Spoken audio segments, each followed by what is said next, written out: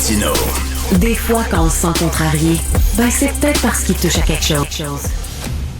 Alors, le Cégep de Trois-Rivières offre une formation pour devenir influenceur.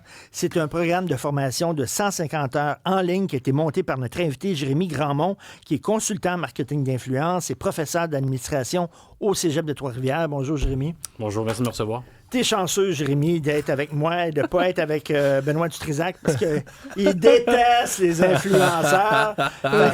Benoît, il dit qu'un influenceur, c'est des gens qui font des becs de canard là, comme ça, là, devant l'écran puis qui vendent des bebelles. Puis ça vient de finir puis c'est tout. Alors, qu'est-ce que tu réponds à ça? Mon Dieu. Mais en toute pratique, je pense que c'est important, justement, cette formation-là pour comprendre que ce n'est pas que ça, les influenceurs, c'est justement. Quoi, un influenceur? Un influenceur, à la base, bon, le terme est très galvaudé, on s'entend dans les médias et tout ça, mais ça se veut, à la base, un diffuseur de contenu.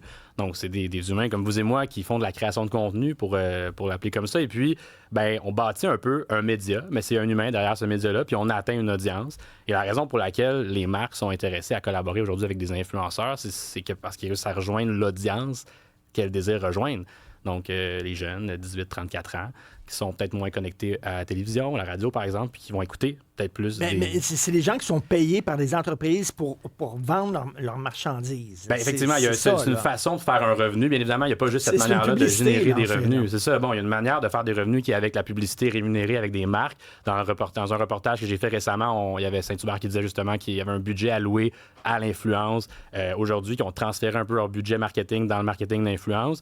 Mais il y a aussi plusieurs manières de générer des revenus avec les médias sociaux. T'sais, on peut penser à des balados, on peut penser aussi à YouTube qui rémunère ses créateurs aussi pour de la création de contenu. Facebook aussi rémunère ses créateurs pour des vidéos, selon un certain nombre de visionnements et tout ça. Donc, il y a plusieurs manières de générer des revenus avec l'influence. OK, mais bon, le terme influenceur est vu de façon très négative aussi. Là, les créateurs de contenu. C'est ça. C'est pas des influenceurs. C'est ça, on dit créateurs de contenu, mais il y en a des gens qui disent de façon discriminatoire influenceur parce que c'est comme la fille qui se fait payer un voyage d'une semaine à Kakuna, puis là, elle va se filmer, puis elle dit c'est extraordinaire, quel hôtel fantastique, puis tout ça, puis elle se fait payer ce voyage-là gratuitement.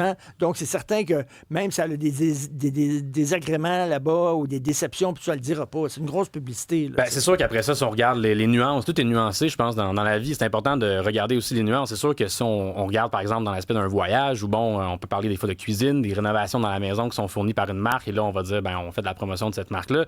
C'est sûr qu'à toute fin pratique, on peut dire, c'est sûr qu'on va dire des bonnes choses sur la marque si on a le service gratuitement ou ça fait partie du contrat échange, on s'entend. Mais là, il y a des gens qui vont dire qu'est-ce que ça fait dans un cégep? Oui, mais dans un cégep, il y a des cours de marketing. Mon fils étudie en marketing de la mode dans un collège. Cool. C'est du marketing. 100%. Donc, c'est une autre forme de marketing. Mais... absolument. Puis moi, je veux dire, j'enseigne aussi au collège André Grasset à Montréal, là, pas loin d'ici. Puis j'enseigne l'administration, la comptabilité. J'ai moi-même un baccalauréat en comptabilité, justement. Il y a de ça 7 ans, j'ai terminé l'université. Donc, moi, je suis allé dans le marketing à la base parce que j'aimais le monde des affaires. J'aimais aussi vulgariser ça. Puis je me veux aussi... ma mission, en fait, puis en ici, c'est de dire, ce métier-là, c'est un métier qui existe, mais le monde du marketing change, le monde des médias change. Ça, je pense que c'est une cachette pour personne, on s'entend. Puis je pense que les réseaux sociaux font partie intégrante aujourd'hui de ce qu'on consomme en ligne. Oui, puis, excuse Richard, parce que les créateurs de contenu, on a aussi la perception que c'est toujours des gens qui... C'est une pub. Mais ça dépasse ça. Les gens, par exemple, qui ont des contenus, un channel YouTube, par exemple, ils vont pouvoir, sur ce channel-là, alimenter quelque chose. Sont pas toujours payés par une marque ou par une compagnie, mais ils font du contenu puis des vidéos de quelque chose qui t'intéresse, que ce soit le hockey ou les cartes Pokémon. Tu vas suivre ça, puis ils vont faire leur argent juste parce qu'il y a des gens qui vont suivre leur contenu. Fait que ça dépasse juste le fait de vendre un produit aussi, là. Mais tout à fait. Puis, tu sais, moi, je veux dire, aujourd'hui, je pense qu'on voit de plus en plus de personnes qui sont eux-mêmes des professionnels dans un milieu de la santé, par exemple, ou dans le milieu de la politique et d'autres milieux qui viennent vulgariser leur sujet d'expertise sur les réseaux sociaux pour atteindre un plus large public, là. J'ai plein d'exemples. On pense à Michel Hood, la MD Colorée sur TikTok, par exemple, que vous connaissez peut-être. Farnell Morisset aussi, qui est créateur de contenu sur TikTok. C'est la nièce de Paul Hood, en fait. Elle s'exprime aussi bien que lui. C'est dans la famille. Là. Oui. Effectivement. Donc, on pense à plusieurs types de créateurs de contenu qui aujourd'hui prennent l'espace public sur les réseaux sociaux. Podcast, c'est un créateur de contenu. Oui, parce qu'ils sont souvent sponsorisés aussi, les balados maintenant. Exact. Écoute, tout le monde a un balado. Je pense que ma mère va avoir un balado bientôt, là, je suis convaincu. Et on va l'écouter. Et on va l'écouter. Exact. C'est ça. Donc, comme cours, c'est comment rendre un modèle d'affaires. comment rendre ça rentable? Exact. En fait, comment approcher, ça monte déjà à l'année dernière, en mars 2024. On m'a approché, le cégep m'a approché. Moi, je commençais à enseigner au collège André Grasset il y a de ça quelques mois à peine. Moi, je suis quand même très présent aussi sur LinkedIn, entre autres, Instagram, TikTok, et je fais beaucoup de publications sur LinkedIn pour le monde des affaires un peu. Je vulgarise le marketing d'influence et tout ça. J'ai fait quelques conférences aussi. Fait que bref, quand ils m'ont approché, c'était qu'ils voulaient avoir ce programme-là, le développer. Et là, moi, j'ai dit, il faut que je m'entoure d'experts aussi. Je peux pas enseigner, là, c'est 120 heures là, de contenu. Je vais m'entourer d'experts du milieu. Donc, j'ai bâti ce qu'on appelle la forme, le contenant, les modules à faire, tout ça, et en entonnoir un petit peu pour aller de plus en plus vers le sujet. Et ensuite, je me suis entouré d'experts. Et j'imagine, la base d'être influenceur, c'est comment te monter un brand. Tu es un brand, tu es une marque. Exact. Une des parties de ça, c'est de se rendre compte soi-même qu'on est une marque. Je pense que c'est ça le défi aussi qu'on veut mettre aussi de l'avant quand on fait de la création de contenu. De là, pour pas avoir non plus des dérives aussi, quand on fait du contenu, on a une influence. Bon, on s'entend, ça va ensemble. Mais de se dire qu'on est soi-même une marque et qu'on agit un peu comme une marque aussi en tant qu'humain, c'est de se dire, comment on développe ça, comment faire attention à nos choix aussi, les publicités qu'on fait. Une image qu'on est aussi, là. On a une image à respecter. Aussi, qu'on bâtit parfois sur plusieurs années, qui malheureusement, des fois, peuvent être des faits en quelques secondes ou une action. Donc, il faut faire attention à ça. Mais écoute, tu parlais des chaînes YouTube, entre autres. Oui. Moi, j'adore le cinéma, bien sûr. Puis il y en a que je suis, là, c'est des jeunes là, qui parlent de films. Puis ils sont tripants. Là. Ils ont lu beaucoup, puis ils parlent de films. C'est sponsorisé, oui. Mais j'apprends plein d'affaires en regardant ces contenus-là aussi. Là. C'est pas vide. Là. Ils n'ont pas le choix de sponsoriser ça. Parce que si tu veux en faire un emploi, puis pas juste un hobby, puis c'est bien de vivre de ses passions aussi, mais tu dois finir par justement sponsoriser ton contenu. Et pour ça, il faut que ton contenu, j'imagine, soit intéressant jusqu'à un certain capital pour qu'il y ait des gens qui veulent investir dessus. Bien, effectivement. Puis j'aime dire aussi, j'aime me prendre en exemple dans les conférences que je fais par rapport à bâtir sa marque personnelle, justement, ou la création de contenu, le marketing d'influence. Il y a de ça quelques années, j'ai fait des conférences à Québec, justement, à ce sujet-là.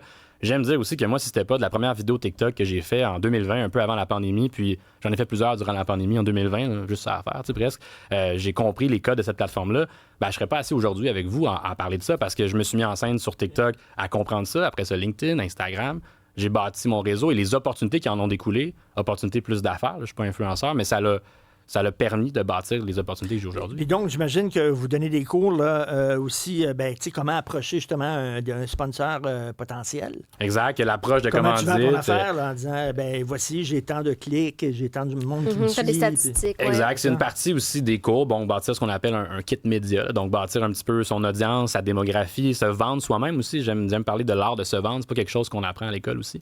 Donc, se vendre soi-même, c'est important. C'est très bon, ça. Écoute, effectivement, là, il faut savoir se vendre, effectivement. Et est-ce qu'il y a eu une première cohorte? Oui, il y a la première cohorte qui a eu lieu de octobre 2024 à février 2025, donc qui vient de terminer, et on travaille sur la deuxième cohorte à améliorer quelques petits trucs. Est-ce qu'il y en a qui ont finalement eu leur propre chaîne d'influenceurs? Il y avait de toutes sortes. En fait, il y avait des entrepreneurs, des créateurs de contenu qui voulaient découvrir le métier, des gens qui travaillent aussi en stratégie marketing. Donc, de le comprendre. De le comprendre. Donc, est-ce que c'est tous les gens de la formation, les 15 étudiants qui vont vouloir aller dans l'influence en étant eux-mêmes la star de leur propre réseau? Non, mais ceux qui le veulent, oui. Et ceux qui veulent comprendre ce monde-là ont, je pense, eu des réponses à leurs questions, effectivement. C'est parfait. Et on peut-tu avoir un cours pour Benoît Dutrisac pour qu'il comprenne moi, ça me ferait plaisir de venir converser avec lui. Là. Je pense qu'il comprend. Je pense qu'il comprend. Je pense que ça ne tente juste pas. On va l'inscrire. On devrait l'inscrire. C'est une marque, Benoît Dutrisac. Il a fait sa marque. C'est vrai. C'est un brand. Moi, je suis un brand. Exact. Mais là, on l'est tous. On l'est tous. Tout ce qui manque, c'est petites danses TikTok. Là. Ben oui. On est proche de la coupe aux lèvres dans son cas. C'est Charles Trenet, le chanteur français Charles Trenet, qui dit c'est pas tout d'avoir du talent, il faut savoir vendre son talent. Effectivement. Je pense que c'est ça, effectivement. Exactement. Comment se vendre. Merci beaucoup. T'avais-tu une question? Oui, mais je voulais juste te demander, est-ce que dans ces créations de contenu-là aussi, tantôt tu parlais de diffuser de l'information au plus grand public, pour toi, est-ce que le milieu politique a assez appris jusqu'ici à utiliser ces codes-là des réseaux sociaux? D'entrée de jeu, je suis pas un expert en politique partant, mais je crois que justement, j'ai eu la chance de commenter aussi l'actualité à cet effet-là il y a quelques mois pour les élections. Puis je pense que c'est toute une courbe d'apprentillage que certains ont mieux que d'autres, on va dire. Ouais. Mais je pense que ça va s'en venir de plus en plus dans les stratégies politiques des prochaines années. On l'a vu beaucoup avec les États-Unis à l'automne dernier, mais au Canada aussi, on l'a vu, là, beaucoup de gens qui ont fait la création de contenu. Je pense que ça va s'en venir de plus en plus. Et les gens qui écoutent, là, les influenceurs, là, ils sont pas si bêtes que ça. Ils savent que c'est sponsorisé, puis ils savent que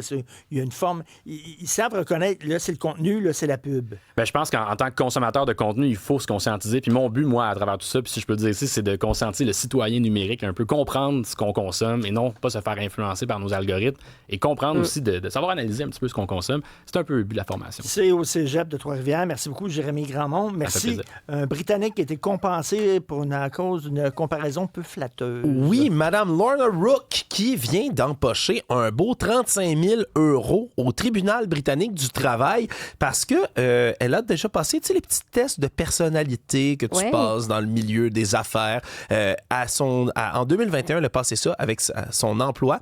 Et il y a des gens dans son dos qui ont rentré des affaires puis qui se sont rendus compte qu'elle avait la même personnalité que Darth Vader. Puis ils se sont mis à l'appeler comme ça tout le temps au bureau. À un point tel où elle a démissionné et là, le tribunal lui a accordé 35 000 € pour congédiement comme ça. Incroyable. Jean-Philippe Leroux à la mise en onde. Merci beaucoup. Max-Émile Sayer, journaliste recherchiste et gardien du temps impitoyable. Et Fred Bastien à la mise en ligne. Bye.